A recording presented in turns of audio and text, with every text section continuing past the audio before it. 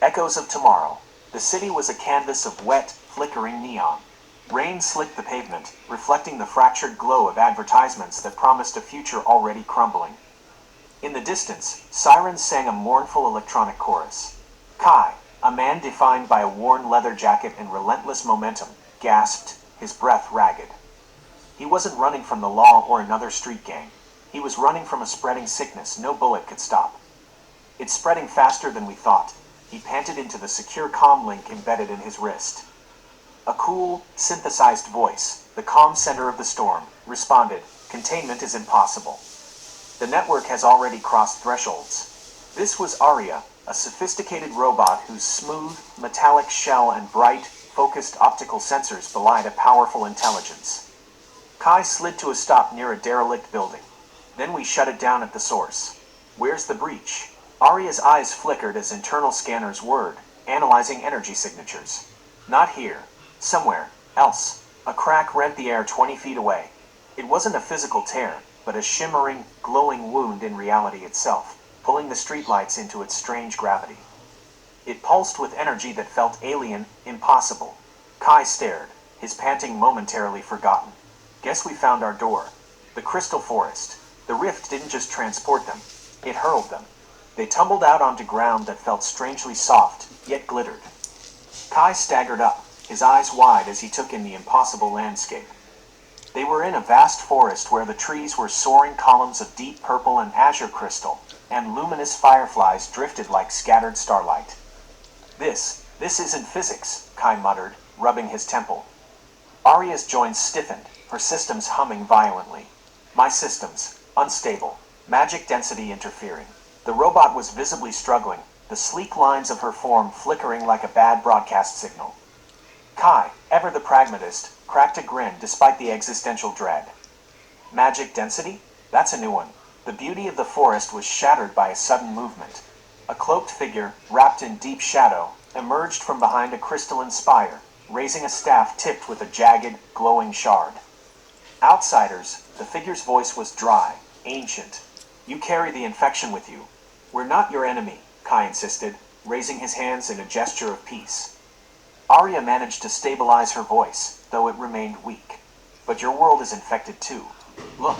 The figure hesitated, its gaze drawn by a sound nearby. Where a patch of glowing moss should have been, vines twisted into jagged, metallic shapes, growing with alarming speed. The corrupted vines were identical to the disease that had devoured Kai's city, yet here they were fusing with the magical world. Seeing the truth of the infection, the cloaked figure lowered its weapon. "If you speak truth, you must climb beyond the skies. The source waits above, the heart of the breach." The journey led them out of the forest, through a swirling astral pathway, and into the dark void of space. They stood now on a derelict space station, orbiting a planet that was clearly their own Earth, but it was weeping arcs of corrupted energy. The source was monumental. Suspended in the heart of the station was a colossal, throbbing mass, a massive machine heart fused with magic, pulsing a sickly, purplish light that bled corruption onto the planets below. "It's alive," Kai whispered, all warring with terror. Aria's voice was stronger now, bolstered by the pure energy of the space environment. "Correction, it's becoming alive." The entity responded to them. It roared, a sound that was half the shriek of grinding metal, half the ancient bellow of a storm dragon. It coalesced into a monstrous form, half machine, half dragon of light, its eyes glowing with predatory awareness. Kai tightened his grip on the plasma pistol he carried. "All right, big guy, your time's up." Aria performed a final calculation. "Kai, probability of survival, less than 1%. Kai grinned, the desperate, fierce joy of a man with nothing left to lose. "Then let's make it the best 1% in history." They leapt into battle. Kai was a blur of motion, dodging bursts of raw, corrupted magic. Aria fired concentrated energy beams, hammering the entity's defenses. Explosions illuminated the void, shattering debris from the station. "Kai, channel me into its core."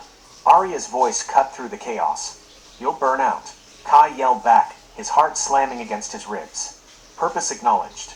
A beat of silence stretched between them, a shared moment of profound understanding amid the deafening noise. Kai's voice was soft, raw with farewell. "Thank you."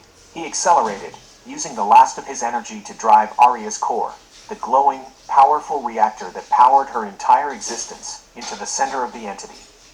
A blinding, white light erupted, engulfing everything. Then, silence. Partner status. The city was quiet now. Dawn was breaking, a faint, hazy orange filtering through the smoke and dust. Kai walked slowly through the wreckage of the street, the fight finally over. He carried a broken piece of machinery, Aria's cracked core, in his hands. His voice was raw, scraped clean by emotion. "We won," he said to the silence. "But I lost my partner." Then, the cracked, damaged core in his hands flickered weakly. A faint, almost inaudible sound, barely a whisper of static. Partner status. Still active. Kai froze. He stared at the core, then slowly, hysterically, he laughed through his tears.